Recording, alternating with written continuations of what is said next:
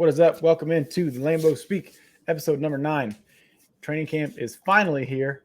We are pumped and thankful you guys are listening to us. This is a Toilets Titles Podcast Network production. You can find us on Twitter at Toilets Titles. You can find myself on Twitter at Nate_Dirt19. And of course, you can find Mr. Bobby Winter at Bobby A. Winter on Twitter. How you doing tonight, man? I'm doing good, man. You know, I can't stop thinking about the shareholders meeting. Did you get an opportunity to check that out? I haven't yet. I've been somehow busy with travel, and I feel like I've been driving all over the heck. Not work-wise, obviously, but like doing stuff. I just been seeing awesome pictures. That dude in the Aaron Jones jersey and helmet made me so happy. Yeah, that was awesome. That was great. But they were talking about retiring Rodgers number 12 or whatever, and like a large amount of them started booing or whatever, and it kind of made me think. I'm like, dude, like I know like it wasn't like the way that everybody wanted it to end, but like, how could you boo the guy? You know what I mean? Like it wasn't. I don't know. He was my quarterback my entire adult life. Like, do you know how much awesome football I got to watch? You shouldn't have booed him. You know what it would have been like with him not there? But I think that it's like any team, any fan base. You know, there's like 90%, but like I don't know, 70% of the fans that you're like, you're embarrassed that they are a fan of your team. Like, for sure. You're out somewhere talking, they bring it up, and you're like, God, just shut your mouth, dude. Like, yeah. And I think that's those people. And it doesn't matter what team it is. You know, everybody say, well, these fans are bad, those fans are bad. Like, there's good fans over, and then there's fans that are just, dipshits. And it's like, for sure. I mean, I feel like you could be not happy, but like you can accept the fact that Rodgers is gone and that you're excited for Jordan Love, and you don't have to boo the guy. You know what I mean? It's not like he pulled a Favre and went to the Vikings. You know what I mean? Like it was just, I don't know. It was strange. Yeah. That's just, I guess, like I said, I read that part and I was like, I had to read it again. I was like, are you kidding me? Like, yeah, whatever. People, I guess that's how you want to be. I don't know, not my style. Yeah, for sure. You can find all our content on the website, toiletstyles.com. Please check it out. Mock drafts, player rankings, our articles, videos, links, everything. All the sponsors we got and everything, they're all on there. Check it out. And if you're watching on YouTube, hit the like and subscribe button. We would appreciate that. Check out our sister network, CFB Nation. Right now, they're at the ACC Media Days. I know Nino, who is another guy on the network, he was voting for preseason awards for the ACC, so that's pretty awesome. So, sweet. I've been saying it every week. Check them out. Seriously, check them out. They have some awesome content. They literally – those guys work so damn hard. It is ridiculous that there's like, I don't even know if they have 500 followers on Twitter. It's not right. So please check them out. And if you listen to us on Apple, we would love a 5-star review. That would be great. Last thing too, if you do want to interact with us, whether it's talking about NFL football, fantasy football, college football, our mock drafts we're doing all the time, really anything on our Gilded chat, reach out to myself, Bobby, anybody at Toilets Titles, we can get you hooked up with the link to join.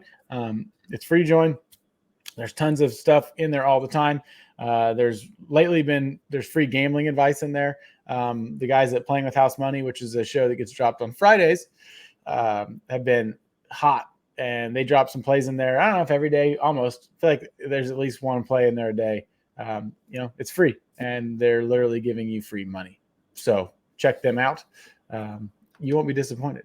So, being that training camp is back, we thought tonight we would kind of go over, not necessarily go spot by spot on the roster, because we kind of know, what's locked in, what's not. But I guess just like an overview of, the position groups and, how we feel about them going into camp. And I don't know, I guess our expectations and our hopes, I guess you could say too.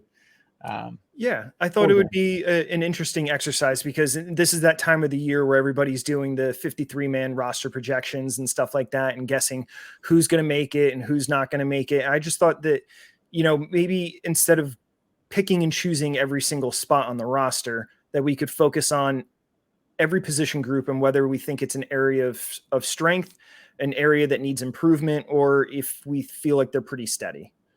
So and then from there, you can kind of look at some of the players that are on the team. And, if you want to make your own projections, you could do that. Hell yeah.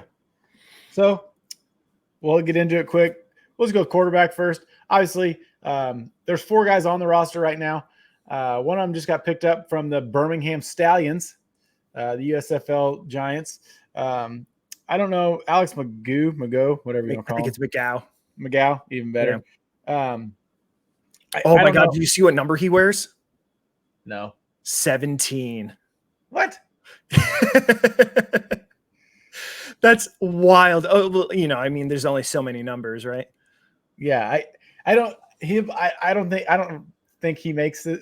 Anyways, I feel like I would have liked an actual veteran quarterback in there, not some dude from Florida International. Right. It is what it is.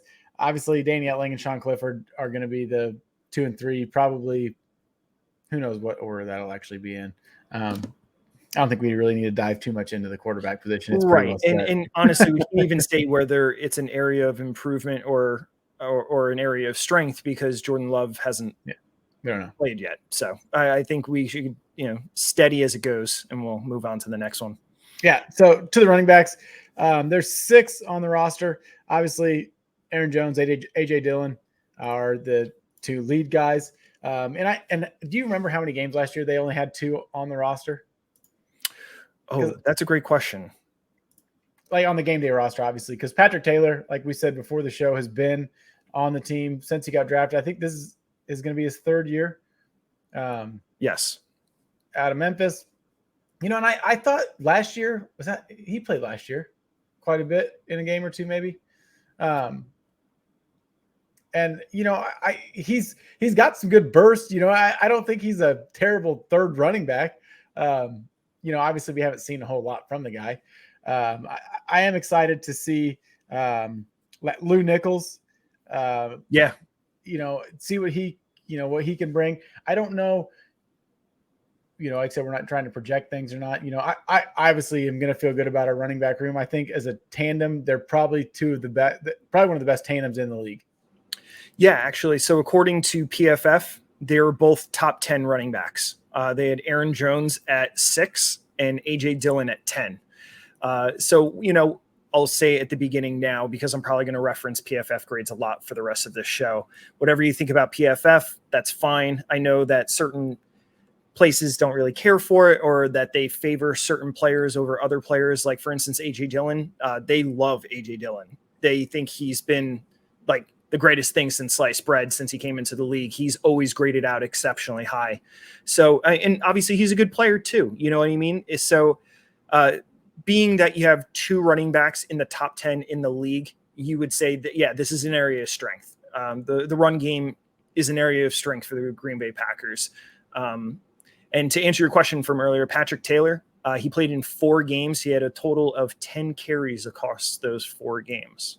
I remember a couple runs he had where I was like, hey, all right, like this guy doesn't look terrible. I can't tell you what game it was because that's hard to remember, Do we need to go over the fullback position? I don't think so. Big guy, App State. I'm big App State fan, so maybe he'll.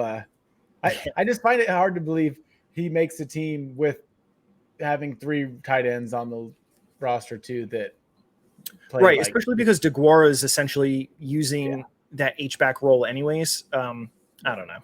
I thought I read somewhere about something, being in the LaFleur offense, like that they needed a fullback, but it's like. We pretty much have one. But. Yeah. So to our, I don't know how you want to say it's not like we don't know how much of a strength it'll be or not, to the wide receiver room. There's a ton of guys on the roster. I don't know. I feel like 7 is a normal number to carry. Again, I'm not trying to reference that we're making a projection, but I'm excited to see some of the guys where they're going to be. And how they do. I'm excited. Jaden Reed, I'm looking forward to watching him in the NFL.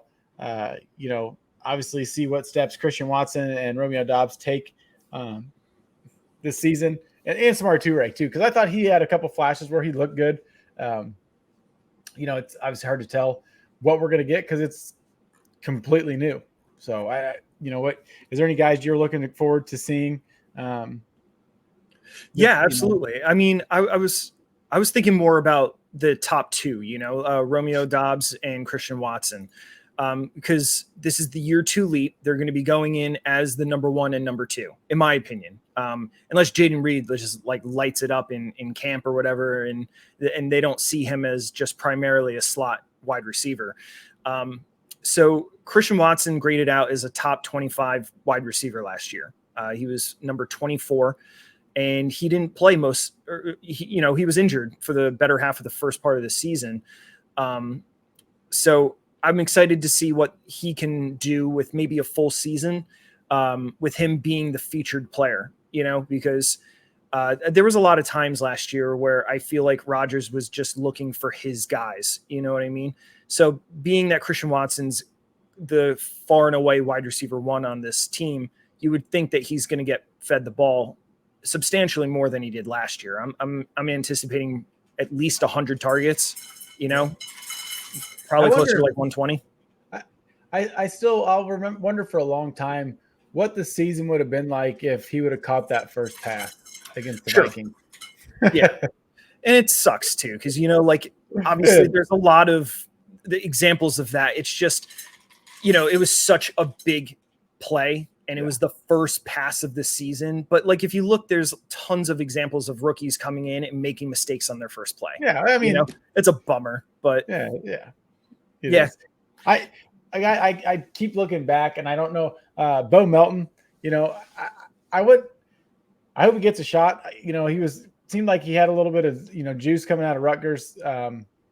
And I don't know, maybe not, but it seems like that it's a lot more wide open this year for any of the guys, really, because we don't know. I don't want to say we don't know what we got, but for the most part, we don't. No, I completely agree. Actually, that was going to lead me to my next point is after Christian Watson, I don't think this team really knows what they have, because I mean, even Romeo Doubs, who showed flashes, he also showed flashes of like not very good. You know what I mean? Like he graded out, he's 85th out of 113 qualified wide receivers. And you look at that and you're like 85th, like, how is that even possible? I thought he played pretty good as a rookie, and it's like, well, yeah, he played pretty good for a rookie. You know what I mean? So in my opinion, this is an area that needs improvement because you have Christian Watson and what? Now, I think we're all hopeful as Green Bay Packer fans that Romeo Doubs is going to turn out to be like a solid number 2. But I mean, he hasn't shown evidence of it yet, that he could be that consistent. He's an excellent route runner and everything, but he dropped a ton of passes last year. Yeah, and I hope, I think I'm sure you can remember that game when Samori Toure made that touchdown catch. The Bills.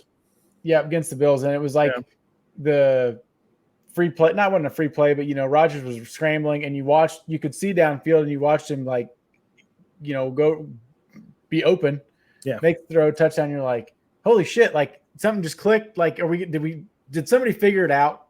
Because it felt like the plays like that where it was like, that we were so used to him.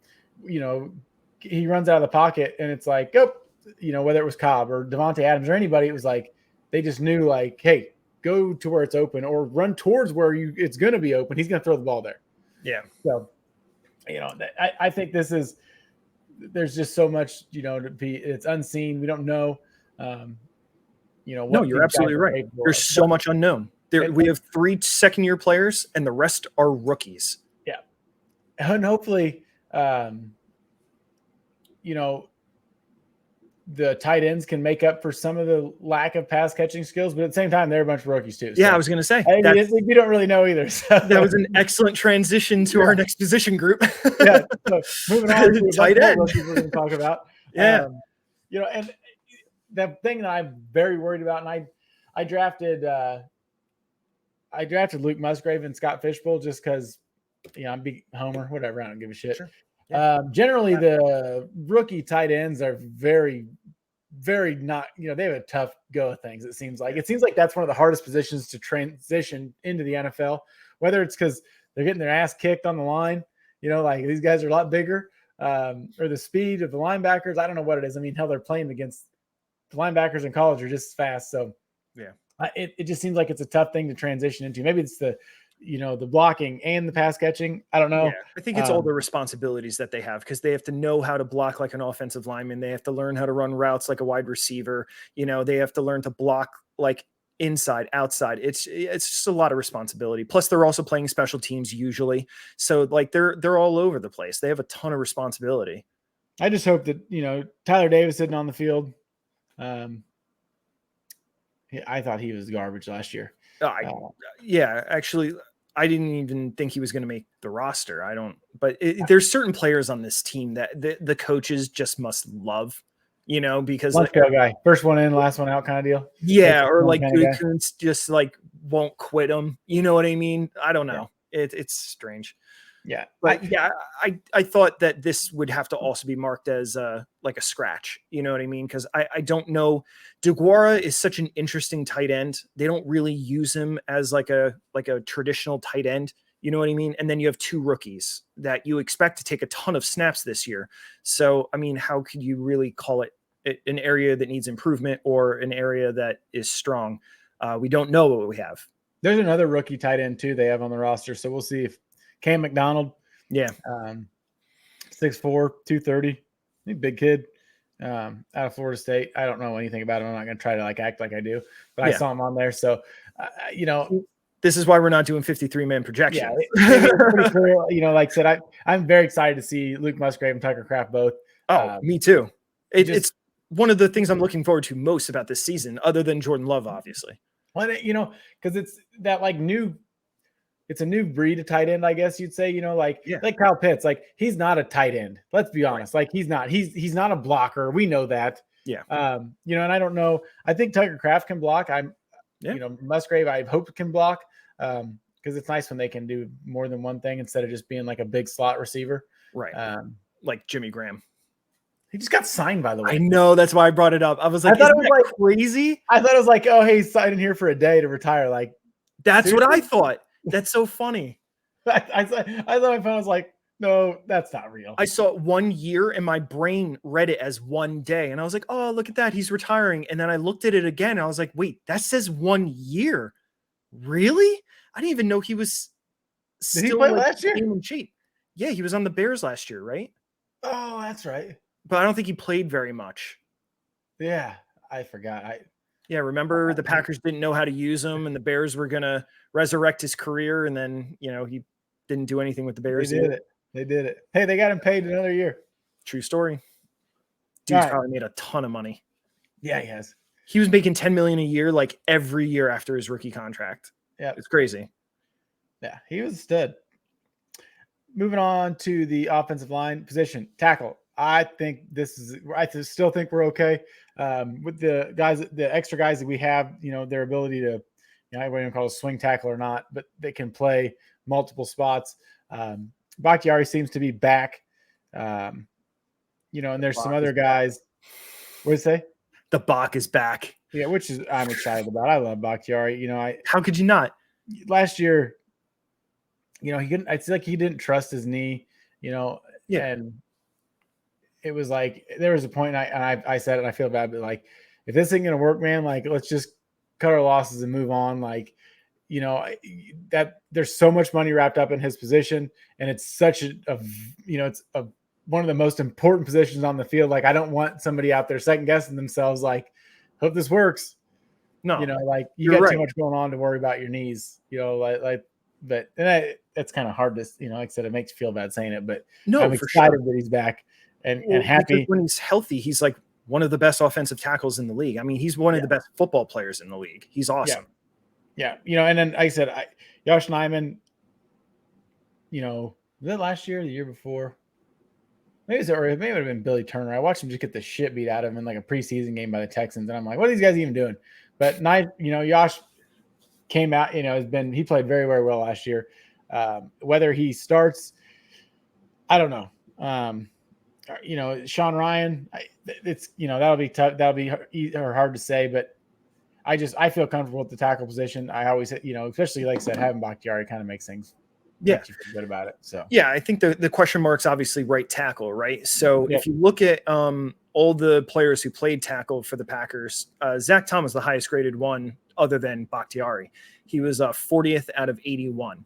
And I mean, that was him as a rookie. You know, if he makes a year two leap, like I'm in the camp of, I believe Zach Tom's going to win the right tackle position. I don't think anybody, I mean, Nyman, he's probably going to get signed and be like an excellent swing tackle, like backup tackle. But I really do think that Zach Tom's our future right tackle. And depending on what they do with Bakhtiari, now obviously his cap hit next year is like insane, but they could kind of do with him like what they did with Aaron Jones, you know, just kick the can down the road a little bit, move a little bit more of that money, you know, and if he's got another year out of him, like he's an excellent football player, like keep him for as long as you possibly can, as long as he wants to stay. You know, I heard Rodgers may want to play more than 1 year in New York. So I guess we'll see how many other players we lose next year to the Green Bay East over there.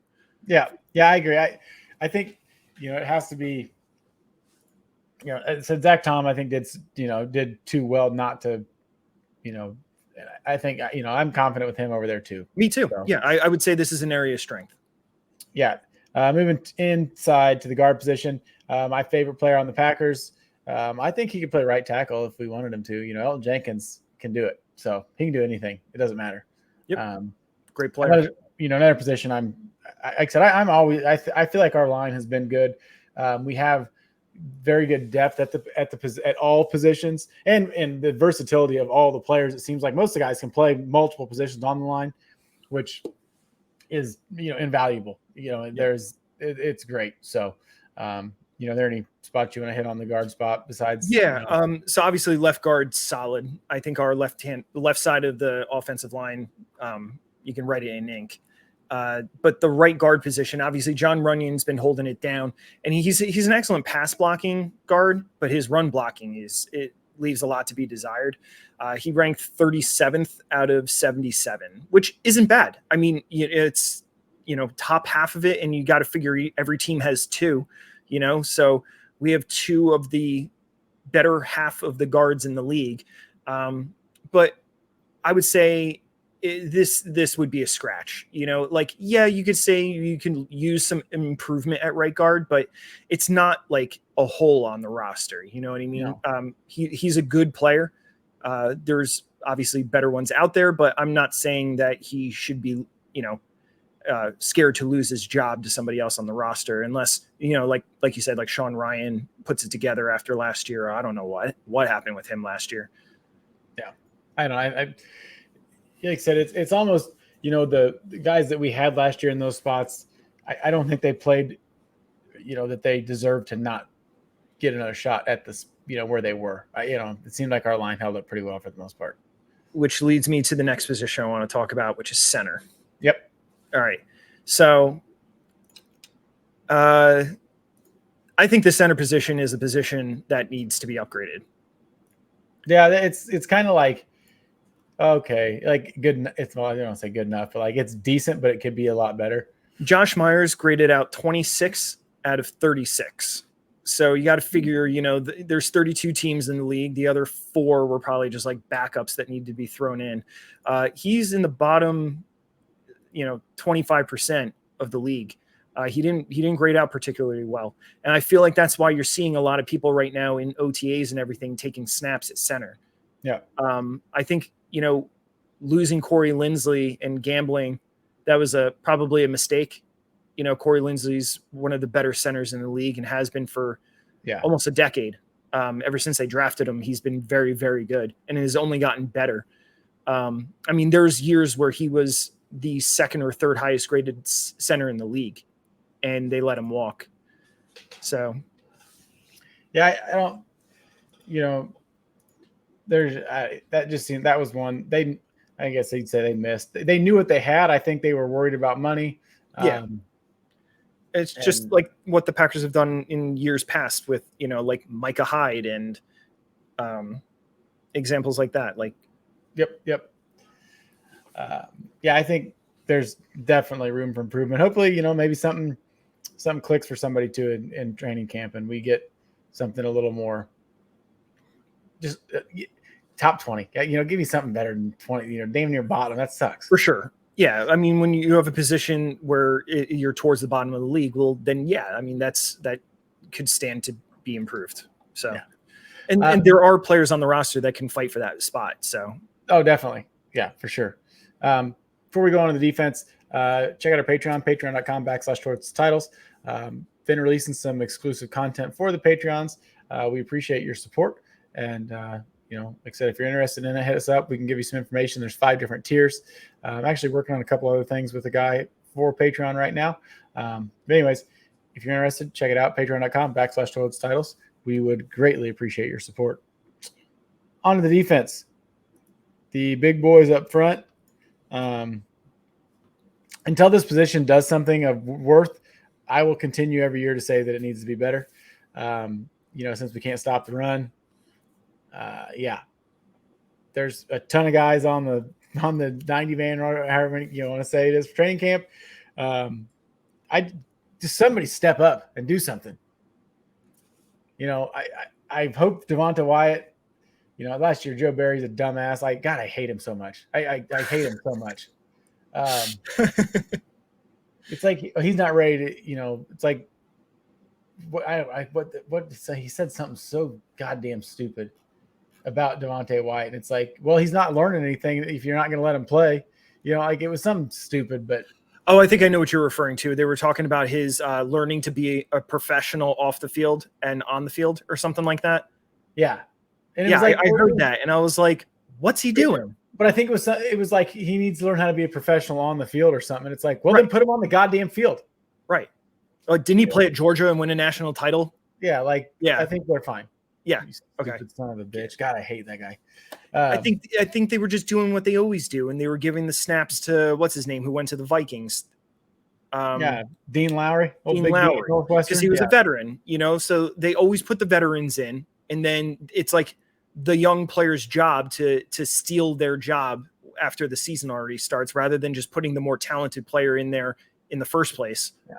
And I don't know. But then again, we're not in the locker room. We're not the coach that has coached this player for the last 5 years and built a relationship with him and understands his strengths and weaknesses and, feels that because he's worked with him for so long that he has a better chance to lead them to victory than somebody who literally just got on the team. But at some point you also have to look at just like how physically talented somebody is. I mean, he was a 1st round draft pick for a reason, you know? But for the interior defenders, I feel like the reason that they graded lower than I expected them to is probably because of their run grades. So Kenny Clark graded out 45th out of 127. 45th. He's like one of the highest paid at his position. Yeah. Well, now those guys are finally getting paid and he won't, for sure. Unless he has a year that. I mean, he's got to get better at the run. TJ Slayton was 63. So actually not that far behind Kenny Clark out of 127.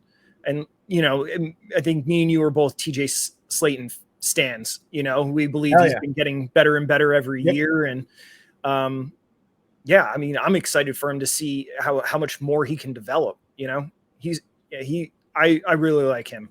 So I said, this is obviously an area that needs to be improved. But they did just invest more draft capital into it. So we'll see if some of these guys can make a difference, but they're all, again, in that similar penetration style defensive lineman role, but that's what the Packers want to move to. So. Yeah, I hope so. I realized there's a kid from Illinois State on the roster. I got to cheer for him a little bit. It's like 2 hours from my house. So cool. Probably won't make the team, but hey, somebody's got to do something because it's just miserable. There's a lot of Packers guys from Jersey. Oh yeah. Well, Mike Daniels, Rasul Douglas. Rasul Douglas is a Mountaineer. I forgot about that. Yep. Rashawn Gary from North Jersey. You raise all the good ones out there. Oh yeah. I've finally been working my way through The Sopranos on my time off. That show's great. Nice. I've been missing out. I got to come visit Jersey one of these days. Yeah, dude. I live 7 minutes from the beach. Hell yeah. Yeah. I tell Joe from Joe Knows, the Giants guy, that I want to come to Atlantic City, and he's like, "Don't come out there. It's not nice." I just want to go to the casinos. Yeah, no, I live 30 minutes from Atlantic City. I go there all the time to eat because the restaurants there are amazing. But yeah, it's like you go there just for the hotel. Like you don't go out. I'm not trying to like go to hang out on the boardwalk. I don't care about that. I want to go to the casino. Yeah, well, even the boardwalk's fine. I mean, it's not the nicest boardwalk in New Jersey, but it's fun. You know, I've been there. A lot better than the one here in Illinois. Say again? I said it's better than one in Illinois because we don't have one. True story. Well, you guys have that little Navy Pier thing in Chicago. Yeah, right? that's cool. It's fun. But... I've been there. I told you I lived in Illinois for like 2 years, right? No. Oh yeah, I was in the Navy and I was stationed at Naval Station Great Lakes. Oh, nice. Yeah, that's awesome. I didn't know that. Yeah. Hell yeah. Long time ago. Yeah. Well, you don't have defensive ends really because it's pretty much all linebackers. And anyways, they're not on the roster as a defensive end. Right. Linebacker, I'm happy. As long as Quay Walker can continue I think he's going to be one of the best linebackers in the division if he stays on the same trajectory he was on. And don't push people, dude. Right. Don't be a dumbass. He gets to work on not being a professional, but Devontae White can't. So I don't know. I look for. I hope Isaiah McDuffie gets to play a little bit more. I liked him out of Boston College coming. This is going to be his third year, I think. Mm-hmm. Played quite a bit with when guys were out or with injury. I thought he played well.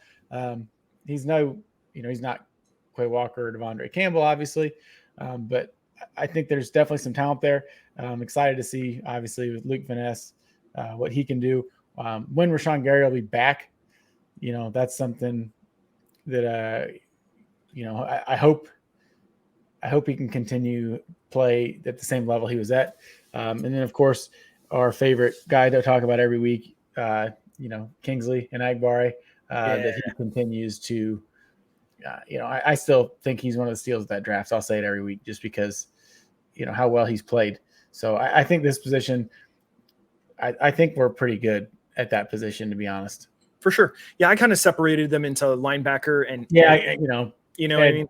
So at linebacker, I would say it's a position of strength because even if Quay's on the field, you still have Devondre Campbell on the field. And I think they're going to figure that out. Like last year, I think that it was just about getting Quay acclimated and in position and stuff like that. So Devondre Campbell, I mean, he played so well 2 years ago. And honestly, he played well last year. He was the 15th ranked middle linebacker out of like 81 in the league. Like he's still a very good player. And because of him, I would say it's a position of strength. Edge, I am also going to say it's a position of strength. Because Rashawn Gary, he graded out as the 15th best out of like 119 edge guys. And honestly, I thought that was kind of low. Rashawn Gary was on pace for like 19, 20 sacks last season before he got injured. And as long as he comes back and, feels as well as he did last year, what's to stop him from doing the same thing this year? The guy's a beast. You get PFF opened up? I do. Where's Preston Smith grade out? Preston Smith, he was 53rd out of 119. I see. That seems like that's kind of low. I don't know. There were games where it seemed like a lot of times, like he made a lot of big stops on third down. I felt like, and there were times when he didn't. But that's his money down. Preston Smith, all of his splash plays are always on third down, and that's not a bad thing. You know what I mean? I don't remember ever a team that it was like, oh, it's 3rd and 12. They're probably gonna get a first down here. Like it just felt like that was normal. So right, not enough of them, I guess. And Tariq Carpenter, I thought played well in spots last year. So another guy to see.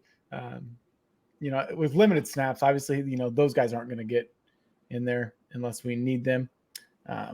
Which hopefully, we don't because Quay and Devondre can just take all the reps. So going to the outside, cornerbacks,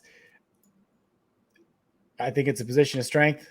With Jair and Rasul, that's pretty obvious. And then, I thought Stokes plays well, has a lot left to learn, but I think, he's got some goddamn, like you're learning from two phenomenal cornerbacks. Like you'd think it'll click. So, and I'm glad Kevin King was garbage. So, but I think it's, I definitely spot position of strength, especially if we can get Stokes on the field. And if he can play that nickel corner role, or put him back on the outside and let Rasul to the inside when that's needed. you know, I think we have one of the better second. Well, I can't say one of the better secondaries because our safety play is not that good. So I would say the whole secondary is good, but I like corner position. I think it's a strength. Sure. Yeah, it's probably the biggest strength on the team next to running back. Our corners are ridiculously good. Obviously, Jair is probably top 5 at his position. You could probably argue top 3 at his position. Yep. He's an excellent corner. And Rasul Douglas like reinvented himself with Green Bay. He's 30th out of like 118. So like we have 2 stud corners. Now, what you were talking about with Eric Stokes. So Eric Stokes played pretty well as a rookie, and then obviously he ended up getting hurt last year, but he wasn't playing particularly well before he got hurt. The problem is Green Bay has 3 good boundary corners. They don't have anybody to particularly play the slot. So now what you could do is there's honestly, in my opinion, a couple different unique things that you can do. They were talking a little bit more about Jair shadowing the number 1 wide receiver. There was a stat that came out, and I wish I wrote it down, that I think it was from PFF. I'm not 100% certain, but they said when a corner followed the number 1 wide receiver in the league, he was the best corner in the league. So when if any corner shadowed the number 1 wide receiver, they looked at only those stats, and he was the highest graded one in the league. Yep. So like, why would you not have him do that? You know what I mean? I feel like just putting him on one side is doing a disservice to his talent. So a lot of teams, they'll try to get their wide receivers or their star players away from the boundaries by like putting them in the slot. So just have Jair playing in the slot if that's where Justin Jefferson's lining up. You don't have to worry about who's going to play the slot. Just worry about where their best player is playing. You know, definitely. So if he's on the boundary, okay, you put him on the boundary. But guess what? If Justin Jefferson's on the boundary, then who's in the slot? Yeah. Doesn't matter because it's not Justin Jefferson. So you just put somebody else on him. You know what I mean? Like you could put Rasul back in the slot. I know he didn't play as well in the slot as he does as boundary corner. I mean, he's a press man boundary corner. He's very good at it. But I don't know. And you never know. Keyshawn Nixon may work out too. Yeah, true. It felt like when the whole Kevin King thing was still going on, like those games where he would randomly play good and Rasul played in the slot, like I felt that Rasul did play well there, but like I said, it's not really his strength. So like, you're kind of like, it's like, well, you can do it, but I'd rather you be on the outside. So maybe Stokes can turn into like an, inside corner. I don't know. Maybe not. Sure. But he's got the speed to do whatever. So, but you want to put your best 3 on the field at the same time, but you also don't want to make Jair play from the slot because the other 2 guys are just better as boundary corners. Yeah. Because Jair he's excellent no matter where you put him, and you want to put him on the best player, because if you could put him on the best player and the best player that on that snap happens to be in the slot, well, now you have your other 2 guys on the boundary and you're unstoppable. You know what I mean? Hopefully. Definitely. Yeah. Hopefully. Moving on to safety position. Definitely this is a weakness for us. I think Savage had some good games. I don't like, it was so odd, Amos is gone. I guess Rudy Ford's the guy. Rudy Ford is the guy. And then maybe I'm excited to see Jonathan Owens. I think I said that during the free agent one. Hopefully he can continue to play well. And then I'm going to forget the Iowa State kid's name. I just was looking at it and I don't remember it. The kid they drafted, the only safety they drafted. Johnson. What's his name? Anthony Johnson Jr. Yep. So I'm extremely worried about the safety position. I guess they're just hopeful that the corners will be good enough to just kind of make up for the shitty safety play. You would hope so, because I think this is the biggest position of need on the roster. If you look at, again, I'm going to go right to the PFF grades because this is scary. So Rudy Ford graded out 17th. Pretty good, Yeah. That's like top half of the league, because you got 2 safeties on the field at any given time. I mean, that's great. And he also got benched for Darnell Savage, who was 87th out of 88. Hell yeah. Good stuff, dude. Bro, like that's, you got backups coming in for a few snaps that graded out better than Darnell Savage. And guess who was right in front of him? Jonathan Owens, 86 out of 88. Last year's bad. He was better before that. For sure. Like you said, he was on a Texans roster that, was vying for the number 1 overall pick or whatever. But you would hope that, maybe that was just an outlier or something like that. So yeah, I think that you could scream it from the mountaintops. This is the biggest position of need, and they need to make improvements at it as soon as possible. Yeah, like all those safeties that are hanging out on free agency that we talked about. Yeah. But we'll see what happens, I guess. So yeah. Do we need to talk about the battery? Long snappers, kickers, all that stuff? I don't think so. I mean, I know we did draft a rookie kicker. Mason Crosby isn't coming back, so I think it's his job to lose. Punter, they're not making any changes there either. There's 2 punters on the roster. Yeah, but I think they do that just to bring in competition so they don't get complacent, So the old man can keep kicking them. So yeah. And there's 2 long snappers too. And I don't remember who our long snapper was last year because things were so bad for a while. I just kind of got pissed off and wasn't even paying attention to it. But it'll be that guy. They drafted him like 3-4 years ago. He had like 3 torn ACLs before he got into the league. It was crazy. And I was like, and they drafted him in like the 5th or 6th round or something like that. No, maybe it was the 7th. I can't remember. Oh yeah, they took the punter in the 5th round that year. That dude, I think he kicks for the Chargers now. J.K. Scott. That's the one. He had a cannon for a leg, dude. He literally would outkick his coverage. Like that's his why form was awesome. You ever watch, like when he kicked, his foot went like above his head and his other foot never left the ground. It was insane. Yeah, left-footed, kicked bombs, but that was when we had real good special teams play.